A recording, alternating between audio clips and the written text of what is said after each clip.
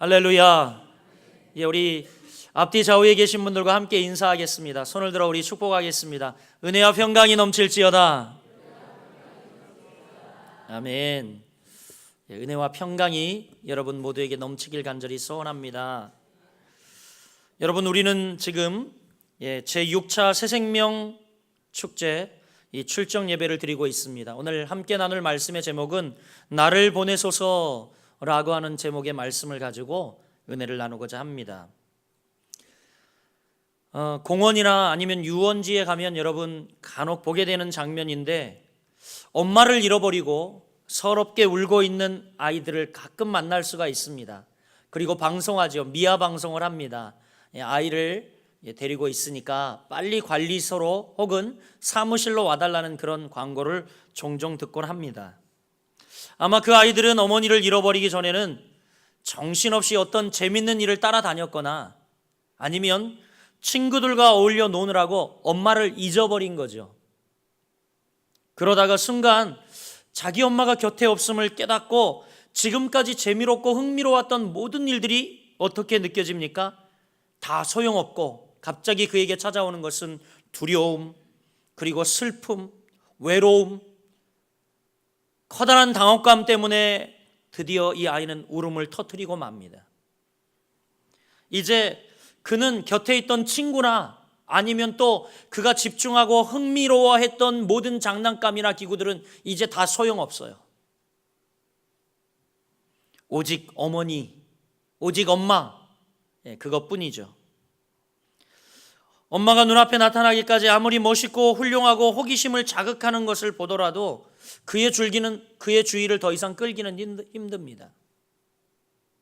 그런데 이상한 것은 일단 엄마가 다시 나타나면, 그래서 아이의 손을 다시 잡기만 하면 이 아이의 눈은 또다시 다른 것에 집중한다는 거죠. 안도감을 느끼고, 그리고 또 평안함을 느끼며 또 그전에 집중했던 재미와 즐거운 것에 또 눈을 돌리기 시작합니다. 이것도 재밌고 저것도 필요하고 그런 거죠. 여러분, 저는 이 모습을 생각하면서 이게 바로 우리 인간들의 모습이 아닐까, 우리 성도들의 모습이 아닐까 이렇게 생각해 보았어요.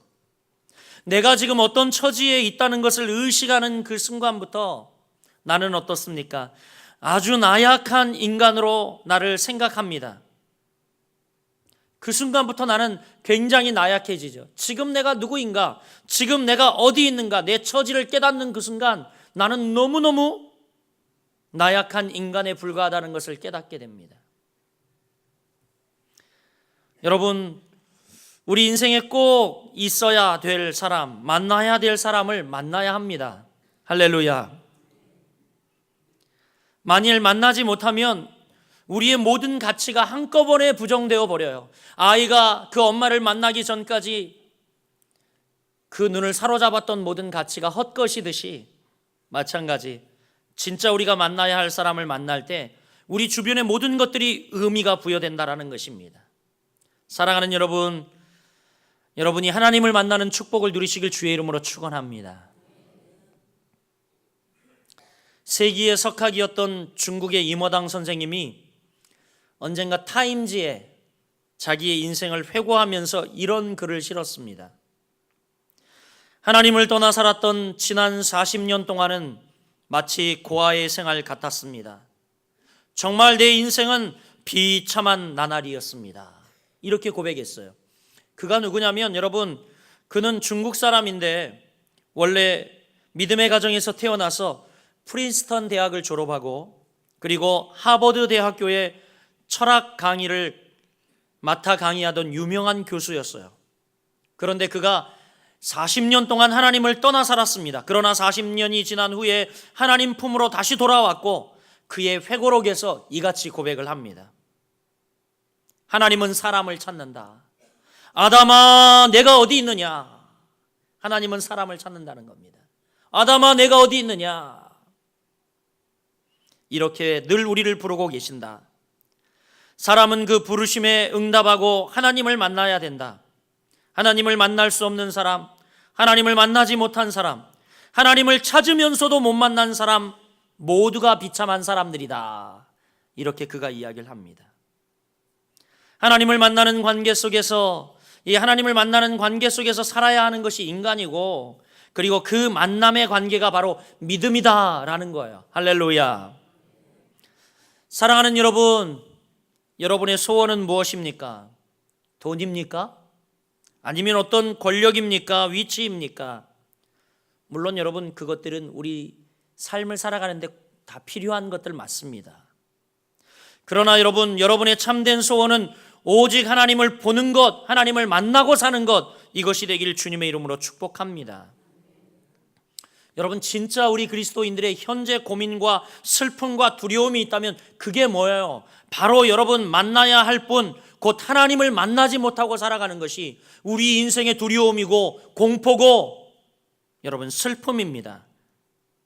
여러분 정말 하나님을 만나는 축복을 누리시길 바랍니다. 할렐루야. 할렐루야.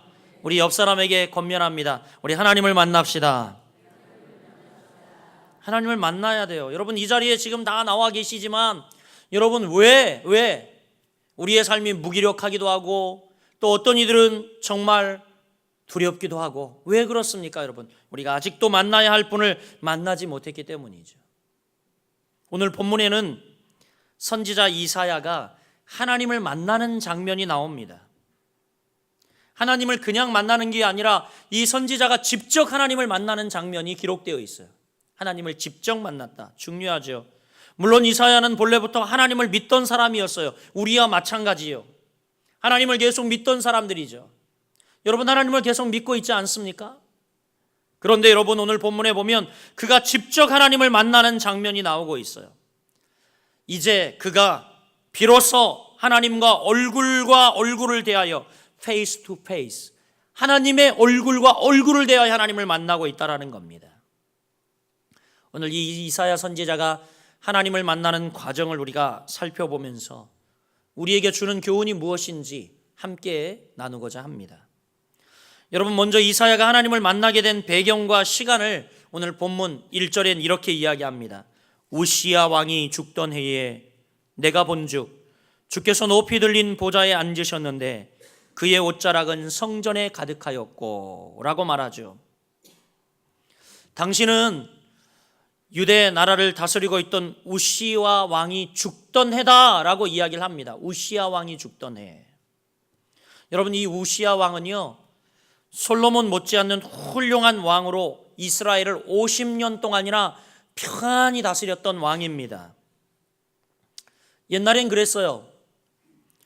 어느 나라든지 왕이 정치를 잘하면 백성들 모두가 평안했습니다. 그렇지 않습니까?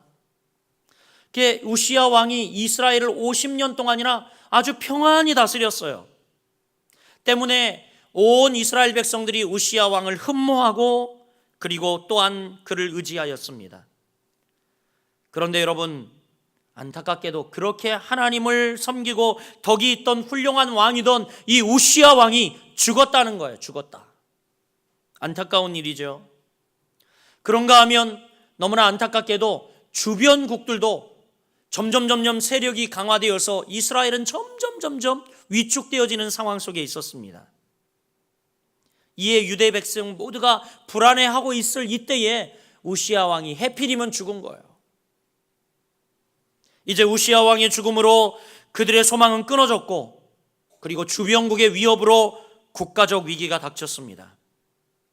게다가 여러분 이 이사야 선지자는 개인적인 문제가 있기도 했어요. 우시야 왕과 여러분 이 이사야 선지자는 사실 사촌지간이었어요. 사촌지간이었습니다.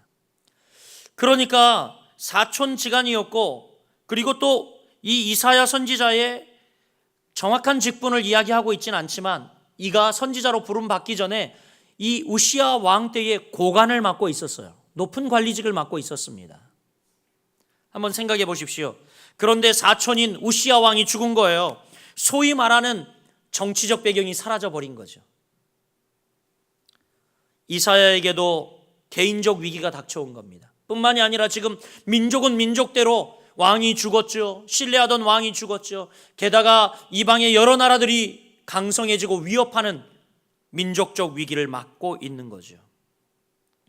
여러분 우리는 기억해야 합니다. 그때 그는 하나님의 성전에 들어가 하나님을 직접 만났다는 거예요. 그때에. 사랑하는 여러분, 이것은 굉장히 중요한 문제입니다. 요즘에도요 보면 궁극에 가서 하나님을 만나는 사람들을 우리는 종종 봅니다.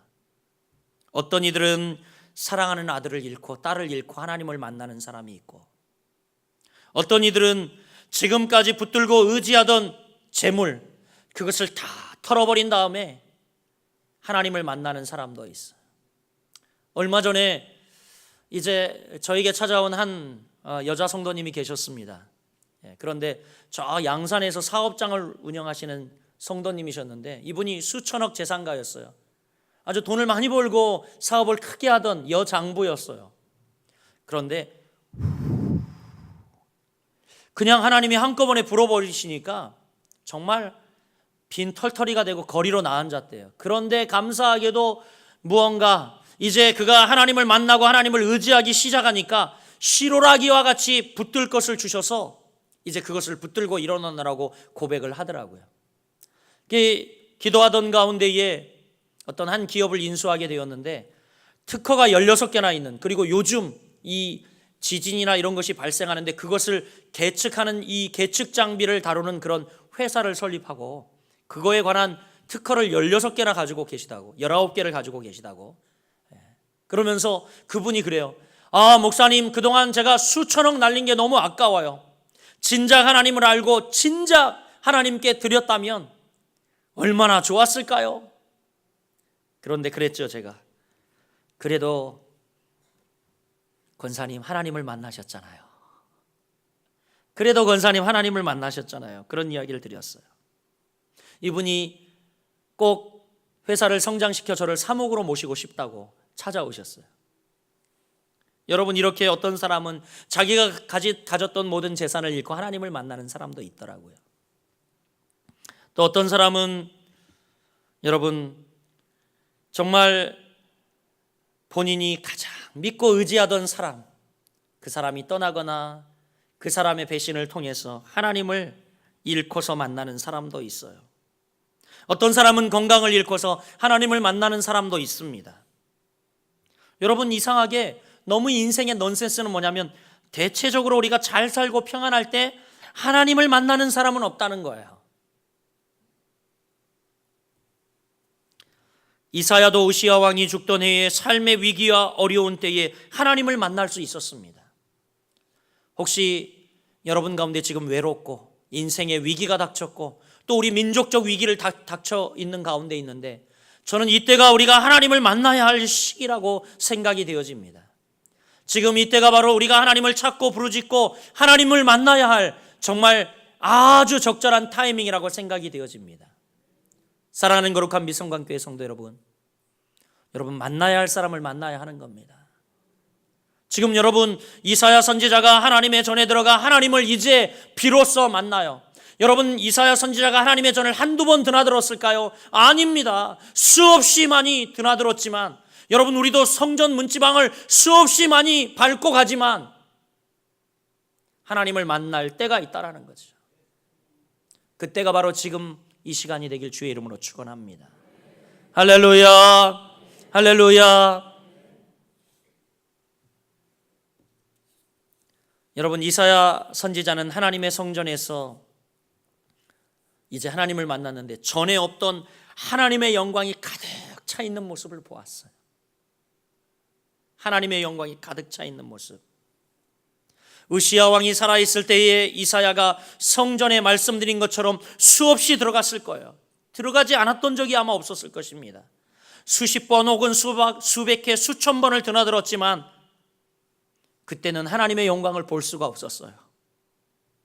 그런데 우시야 왕이 죽고 절망에 빠져 있을 때에 비로소 성전에 가득한 하나님의 영광을 보았습니다.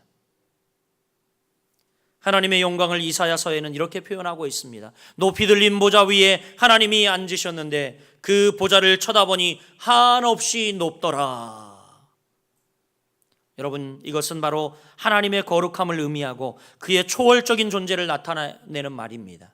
그리고 오늘 본문에 기록되어 있듯이 그 옷자락은 성전에 충만하였다, 이렇게 이야기하고 있지요. 좀 더 나아가서는 그 영광이 온 땅에 충만하였다고 확장되어지고 있습니다. 여러분, 이것은 어떤 의미예요? 그것은 어느 곳이든지 하나님이 계시지 않는 곳은 없었다는 거예요. 어느 곳이든지 하나님이 계시지 않는 곳은 없었다는 거죠. 그런데 왜 이전에는 몰랐을까요? 날마다 드나들며 이곳저곳 하나님이 충만히 계시고 하나님이 그 가운데 늘 계셨음에도 불구하고 깨닫지 못하고 알지 못했다라는 것 너무 안타깝지 않습니까? 여러분, 이 세상은 하나님의 능력과 위엄으로 가득 차 있습니다. 스랍 천사들이 찬송하고 있지 않습니까? 그렇게 여러분, 하나님을 만나야 돼요. 할렐루야. 하나님을 만나는 순간 세상은 온통 하나님의 영광과 그리고 찬송으로 가득 차게 되는 겁니다. 내가 꿀꿀해도, 내 인생이 비참해도, 그리고 실패했더라도 하늘의 영광, 하늘의 영광, 나의 맘속에 차고도 넘쳐 할렐루야를 힘차게 불러 영원히 주를 찬양하리. 그러면서 뭐라고 그래요? 캄캄한 밤에 다닐지라도 주께서 나의 길 되시고. 여러분, 하나님을 만나면요, 우리의 주변이 다 하나님의 영광으로 가득 차는 거예요. 여러분, 아직도 탄식이 나오고 한숨이 나오고 불평이 나오고, 그리고 여러분 자꾸 부정적인 생각이 드는 것은 뭘까요? 아직도 하나님 이 자리에 계시고 이 역사하신 이 하나님을 여러분이 대면하지 못한 거예요. 만나지 못한 거예요. 하나님은 여러분 입술 가운데 하나님을 대면하고 만나고 찬송이 끊이지 않게 영광 받으시기 위해서 우리를 만드셨다라고 이야기합니다. 여러분, 하나님을 만나야 궁극적인 찬송이 나오는 거예요. 하나님을 만나보세요. 여러분, 하나님의 역사가 아닌 게 없어요. 가다 엎어져도 아멘 주여 감사합니다. 아니, 넘어졌는데 세상 사람들은 이해하지 못하죠. 넘어져서 무릎팍이 까졌는데 감사하다고 일어나는 저를 보면서 참 신기하네 저놈 그러죠. 그런데 여러분, 무릎팍만 까져서 우리는 감사한 거죠. 그렇죠? 할렐루야. 우리가 하나님을 만나보세요. 여러분, 이렇게 하나님의 영광이 하나님의 역사가 아닌 것이 우리의 모든 삶 가운데 없다라는 것을 깨닫게 됩니다. 심지어는 여러분, 성공과 실패, 삶과 죽음도 하나님의 역사하심과 영광이 우리에게 있음을 기억하시길 바랍니다. 문제는 뭐예요? 하나님을 만나느냐 만나지 못하느냐, 이것이에요. 할렐루야. 여러분, 이 세상의 모든 것들을 통하여 하나님의 위엄이 나타나고 또 하나님의 영광이 높임을 지금도 받고 있습니다.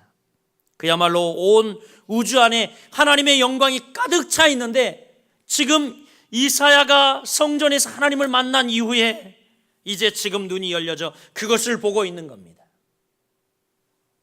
그리고 그 중에 자기 자신도 포함되어 있는 것을 본 거죠. 사랑하는 여러분, 이 우주 만물 가운데 하나님의 영광이 가득 차 있는데 그 중에 여러분도 포함되어 있음을 믿으시길 바랍니다. 한번 여러분 저를 따라서 해보세요. 자기를 가리키면서 나도 포함되어 있다.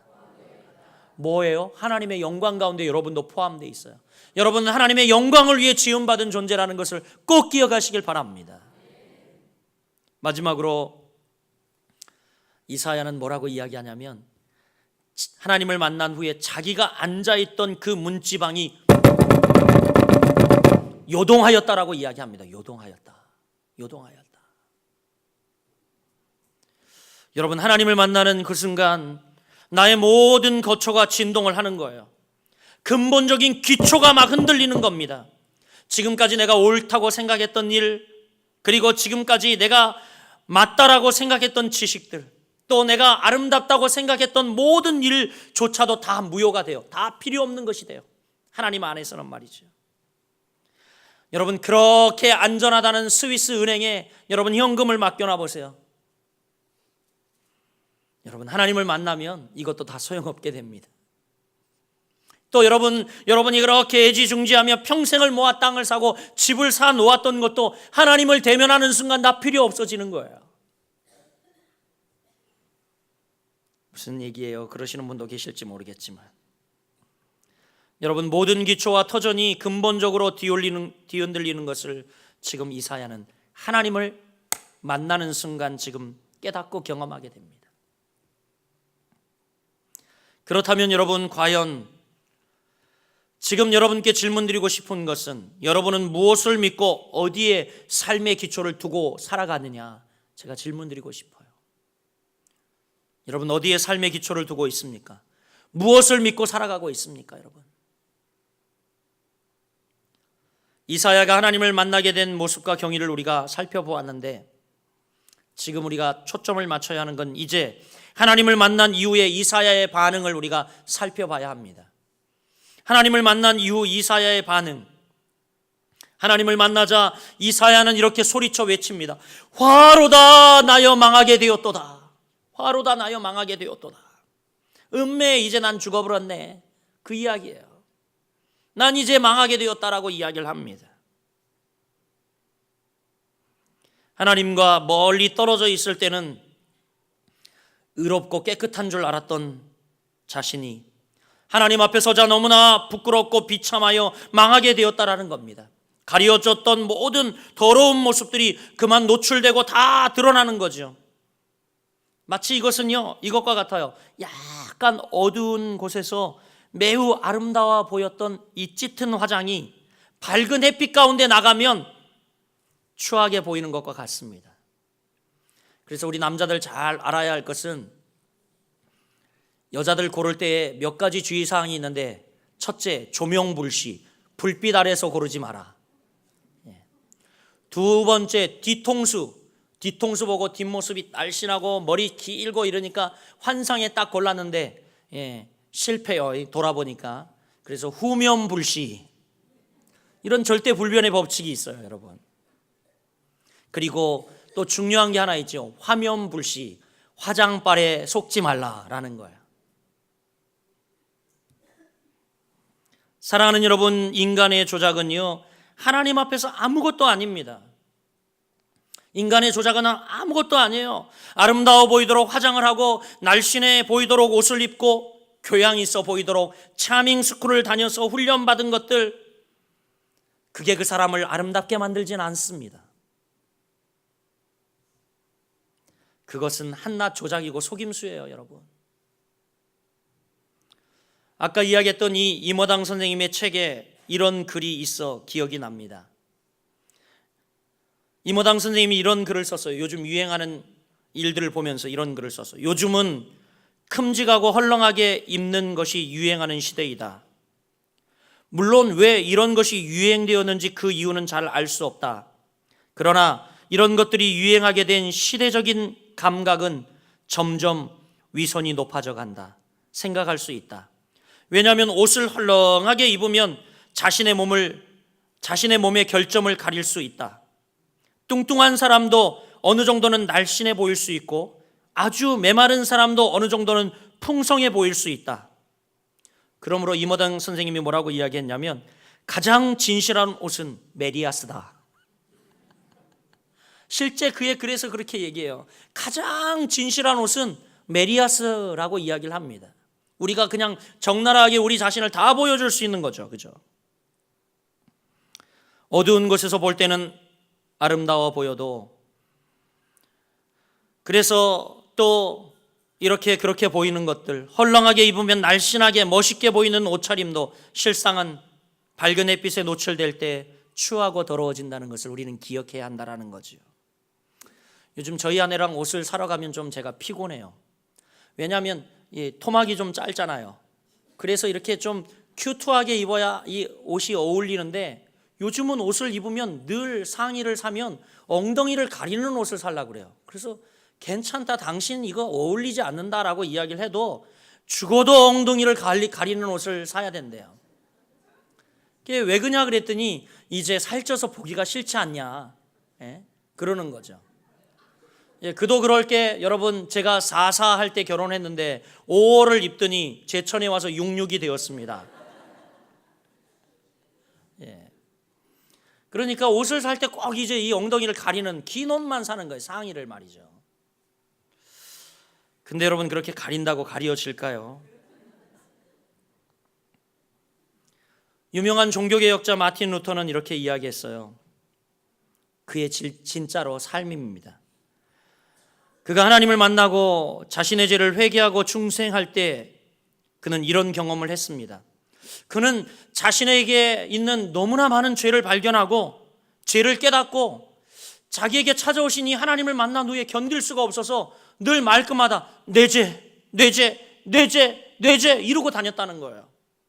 그리고 그가 이제 신부가 되기 위해 수련하고 있을 때니까 옆에 있는 수도원에 가서, 성당에 가서 매일 신부님께 고해성사를 했다고 합니다. 매일요, 매일.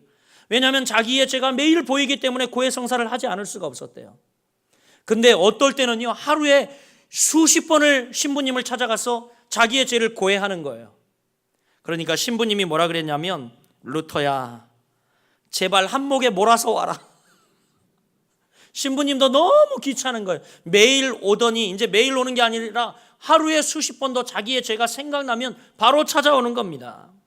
그러니까 신부님도 너무 귀찮으니까 죄 모았다가 한 번에 고백해라, 이렇게 권면을 했다고 합니다. 사랑하는 여러분, 그때 마틴 루터가요, 신부가 되기 위한 교육을 받고 있었어요. 한번 생각해 보세요. 그가 죄를 지었으면 얼마나 많이 지었겠습니까? 여러분, 설령 우리보다 더 지었겠습니까? 그렇잖아요, 여러분. 그러나 그가 하나님 앞에 섰을 때에, 하나님을 만날 때에 자기 마음속에 있는 질투, 시기, 미움 등 사소한 모든 것들조차도 다 노출되어 그에게 괴로운 거예요. 괴로움이 찾아온 겁니다. 여러분, 우리는 바로 이 점, 즉 하나님 앞에 나아간 사람은 자신이 완전히 노출되기 때문에 보다 많은 것을 부끄러워하고 보다 깊은 죄의식을 느끼게 된다는 사실을 기억해야 합니다. 하나님을 만나게 될 때에, 이사야도 하나님을 만나는 그 순간 뭐라고 이야기합니다? 합니까? 화로다 나여 망하게 되었도다 라고 분명히 외칩니다. 그러면서 이렇게 이야기하죠. 나의 입술이 부정하다 고백을 해요. 나의 입술이 부정하다. 하나님을 만나기 전까지는 스스로 의롭다고 생각했던 나, 그가 하나님 앞에 서게 되자 전에 몰랐던 죄들이 그대로 노출되어 견딜 수가 없는 거죠. 여러분, 우리도 참 하나님을 만나면 남에게 왈가불가하지 않아요.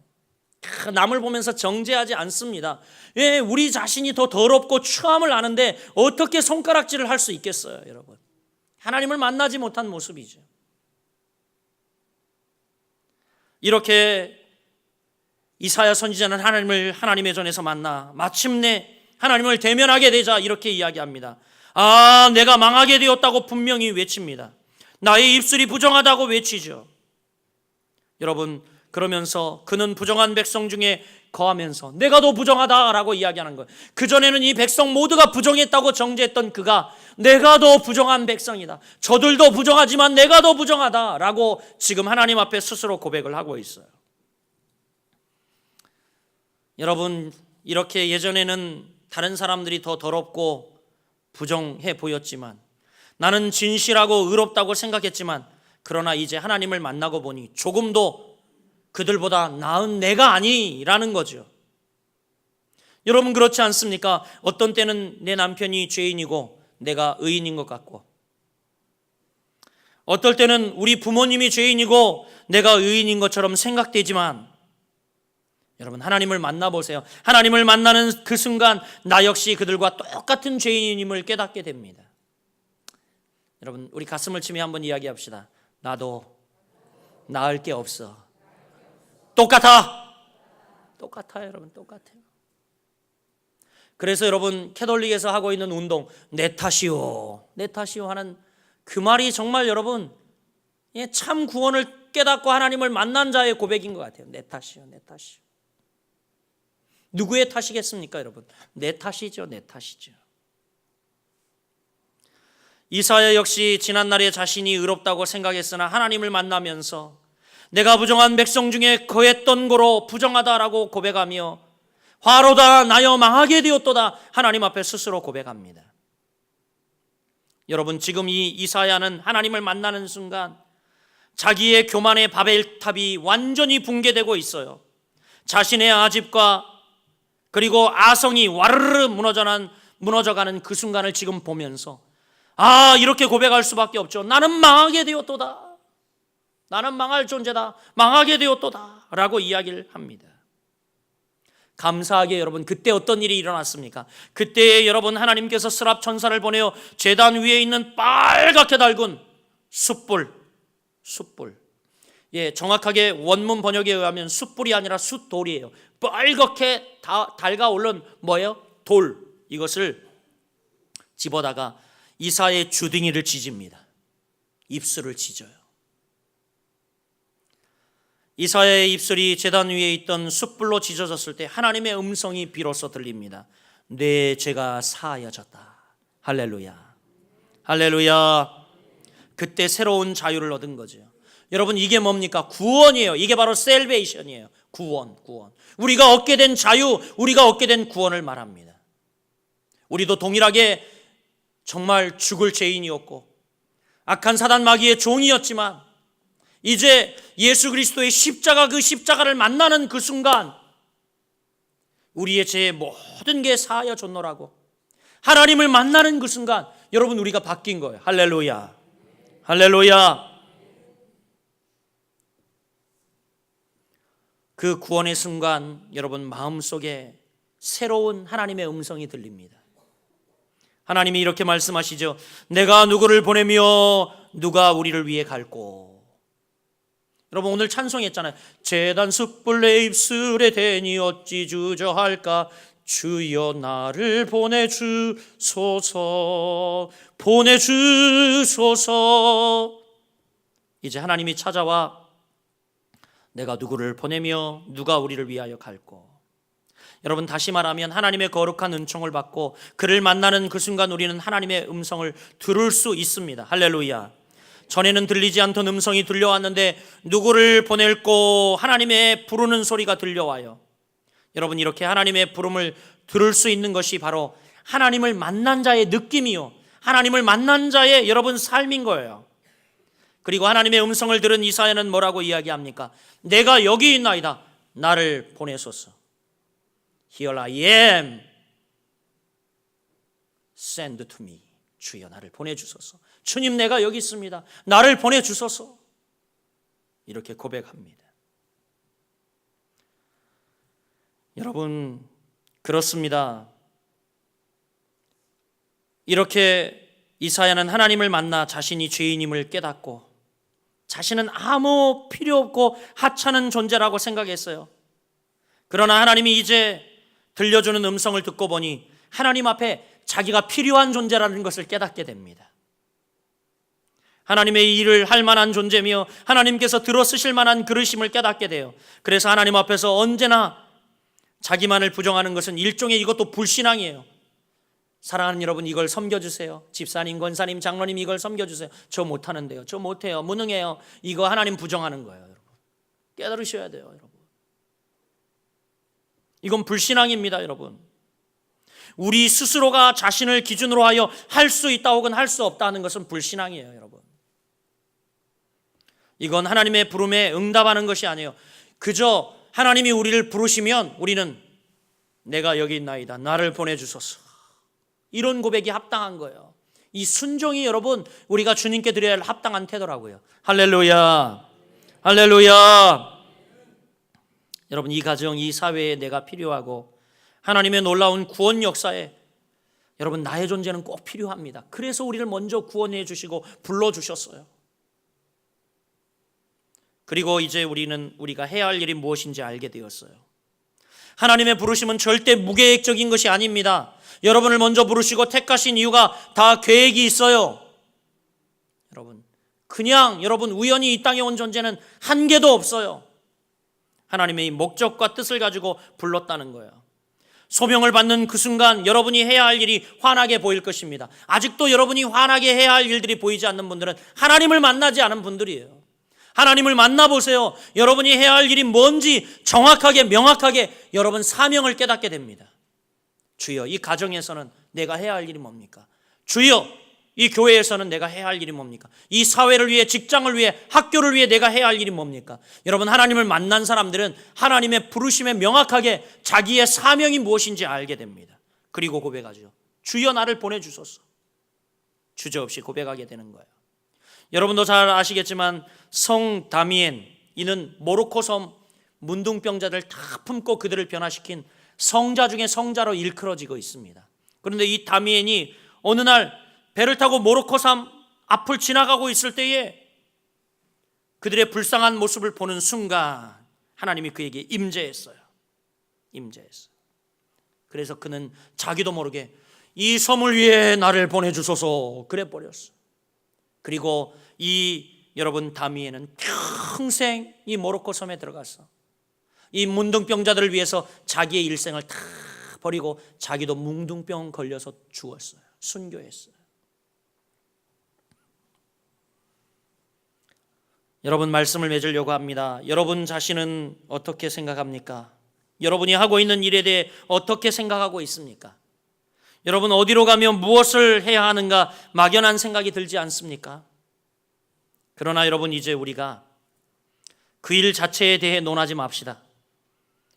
여러분, 무릎을 꿇고 근본이 되시는 하나님을 찾고 만나면 그 모든 허무에서 여러분은 벗어날 수 있어요. 확언 드립니다. 확언을 드려요. 우리는 가끔 끊임없는 수렁에 빠져 들어가는 것 같은 허무함을 느낄 때도 있어요. 나보다 불쌍한 사람도 많은데 이상하게 내 자신의 삶이 의미가 없어지는 것 같이 느껴질 때가 있습니다. 살 필요성조차 없는 불필요한 존재처럼 느껴지기도 합니다. 이 까닭이 뭘까요? 그것은 바로 여러분 만나야 될 분을 만나지 못했기 때문이에요. 만나야 될 분을 만나지 못했기 때문에. 여러분, 하나님을 만나 여러분 새로운 가치의 발견이 여러분에게 있어지길 주의 이름으로 축복합니다. 이 장로교의 창시자인 존 칼빈 선생님은 하나님에 대한 지식이 없이는 자기에 대한 지식이 있을 수 없다라고 얘기했어요. 하나님에 대한 지식 없이 자기에 대한 지식이 있을 수 없다라고 이야기했어요. 분명히 그는 이야기합니다. Without knowledge of God, there is no knowledge of self. 이렇게 이야기했어요. 하나님을 아는 지식 없이 자기에 대한 알문 절대 없다라는 거죠. 사랑하는 성도 여러분, 자신에 대한 것도 자신이 해결할 수 없어요. 하나님을 만나야 가능합니다. 여러분, 하나님을 만나야 가능해요. 하나님을 만나는 그 순간 우리는 새로운 인간으로 재창조되고 뿐만 아니라 내가 가야 할 길이 그때야 비로소 환하게 보이는 겁니다. 사랑하는 여러분, 오늘 본문은 우리에게 도전합니다. 누가 우리를 위하여 갈고 물으실 때에 주님, 먼저 하나님을 만나고 경험한 제가 여기 있습니다. 나를 보내소서. 여러분이 드려지는 귀한 인생 되기를 주의 이름으로 축복합니다. 여러분, 이제 새생명 전도축제가 시작이 되었습니다.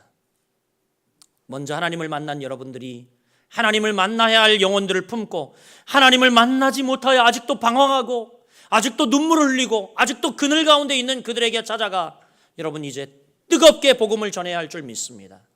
그들을 살리는 우리 거룩한 빛 성광교회 성도들 되시길 바라고, 이 귀한 새생명 전도 축제를 통하여 우리가 하나님을 만난 기쁨을 누리고 그리고 나누고 전하는 여러분 삶이 되기를 주의 이름으로 간절히 축원드립니다.